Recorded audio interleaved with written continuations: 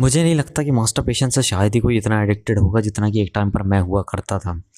क्योंकि लिटरली मैं रात के ढाई ढाई बजे जब मुझे नींद नहीं आती थी, मैंने तब फ़ोन को स्क्रॉल किया है फ़ोन ऐप के ऊपर वीपीएन लगा के, या जब दोपहर के अंदर मैं फ्री हुआ करता था मैंने तब मास्टरबेट किया है, और कभी-कभी तो एक दिन के अंदर 3-3 बार भी मास्टरबेट किया है। क्योंकि मेरे लिए कोई लाइफ़ के अंदर जब पर्पस नहीं था, मुझे जस्ट मास्टरबेट करना होता था।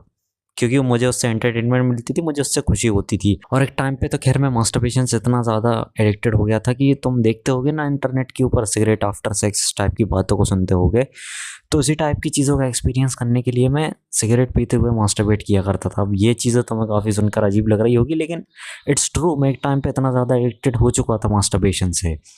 क्योंकि मास्टरबेशन एक ऐसी चीज़ है जो कि तुम्हें प्लेजर देती है, वो भी इंटेंस वाली, जो कि तुम्हें कभी भी नॉर्मली महसूस नहीं हो सकती है। इतनी ज़्यादा प्लेजर मिलती है तुम्हें मास्टरबेशन से। लेकिन जब मैंने मास्टरबेशन को छोड़ा तो मैंने उसी तरीके से मास्टरबेशन को छोड़ भी दिया जिस तरीके से मैंने मास्टरबेशन को स्टार्ट किया था। क्योंकि जब मेरे पास पर्पस नहीं था तब मैं बहुत ज़्यादा मास्टरबेट किया करता था लाइफ के अंदर।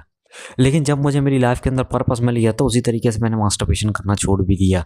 ये बहुत ही ज़्यादा सिंपल चीज़ थी मेरे लिए, क्योंकि मास्टरबेशन को छोड़ने के लिए तुम्हें कोई रॉकेट साइंस पता होना ज़रूरी नहीं है। क्योंकि सच में मुझे कभी इतने ज़्यादा एफर्ट नहीं लगाने पड़े अपनी मास्टरबेशन की अर्जेस को रोकने के लिए। क्योंकि जब तुम्हारी लाइफ के अंदर कोई पर्पस होगा, कोई काम होगा कि तुम इस काम को कर सकते हो मास्टरबेशन के अलावा, जैसे कि मान लो जब मैं घर में अकेला रहा करता था तब मेरे पास एक ऑप्शन रहता था कि मैं मास्टरबेट कर सकता हूँ। लेकिन जब मेरी लाइफ के अंदर एक पर्पस आया कि नहीं मैं यूट्यूब वीडियोस भी बना सकता हूँ, तो मैं मास्टरबेशन के अलावा यूट्यूब वीडियो बनाने के ऊपर फोकस करने लगा। इसलिए तुम्हारी लाइफ के अंदर एक पर्पस होगा तो तुम ऑटोमेटिकली मास्टरबेशन करना छोड़ दोगे। तुम्हें कोई फालतू के चैलेंजेस लेने की ज़रूरत नहीं पड़ेगी अपनी मास्टरबेशन को छोड़ने के लिए, जैसे कि नो नट नवंबर हो गया, या नो फैप चैलेंज हो गया, या 30 डेज नो फैप चैलेंज हो गया। इस टाइप के काफ़ी सारे बेकार चैलेंजेस होते हैं जिनसे कि कोई घंटा फर्क नहीं पड़ने वाला, जिनसे कि तुम मास्टरबेशन के एडिक्शन से बाहर नहीं निकल सकते हो। ये कुछ फालतू चैलेंजेस होते हैं जिनसे कि तुम मास्टरबेशन के एडिक्शन से कभी बाहर नहीं निकल सकते हो।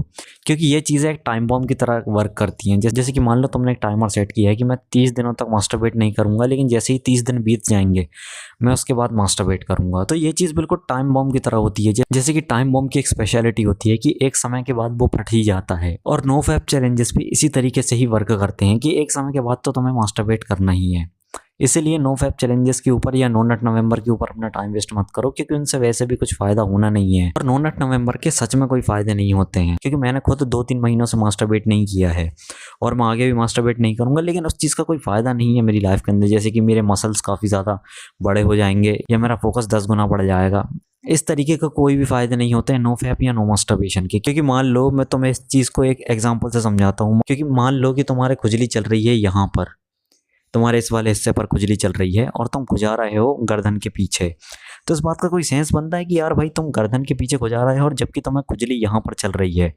तो ऑटोमेटिकली नो फैप भी उसी तरीके से ही काम करता है। जैसे कि मान लो तुम्हारी रियल लाइफ की प्रॉब्लम फाइनेंशियल है, फिजिकल है, तो तुम नो फैप करके उखाड़ क्या लोगे? क्योंकि नो फैप करने से ना तो तुम्हें कोई पैसे देगा, ना तो तुम्हारी उससे फिजिकल हेल्थ ठीक हो जाएगी। तो नो फैप से उससे फ़ायदा क्या है? एक ही फ़ायदा है कि तुम एक अच्छी लाइफ को लीड करोगे और अपनी सेल्फ रिस्पेक्ट, और उससे तुम्हारी सेल्फ रिस्पेक्ट बढ़ जाएगी। इसके अलावा कोई फ़ायदा नहीं है नो मास्टरबेशन का। इसलिए अगर तुम चाहते हो कि तुम्हारी फाइनेंशियल कंडीशन ठीक हो जाए, तुम्हारी फिजिकल कंडीशन थोड़ी बहुत ठीक हो जाए, मेंटल हेल्थ ठीक हो जाए, तो तुम्हें नो फैप से कोई खास फ़ायदा नहीं मिलेगा। क्योंकि काफ़ी सारे लोग ऐसे हैं जो कि मास्टरबेशन या सेक्स करने के बाद भी काफ़ी अच्छा पैसा कमा ले रहे हैं, जिनकी मेंटल हेल्थ भी तुमसे ज़्यादा स्टेबल है। तो तुम नो फैप से कोई घटिया तरीके की एक्सपेक्टेशन तो मत रखना, क्योंकि वैसे ही वो सारी एक्सपेक्टेशंस कभी पूरी नहीं होंगी। इसलिए नो फैप को अगर कर रहे हो तो केवल सेल्फ रिस्पेक्ट के लिए करना, पैसे कमाने के लिए या फोकस बढ़ाने के लिए कभी भी मत करना।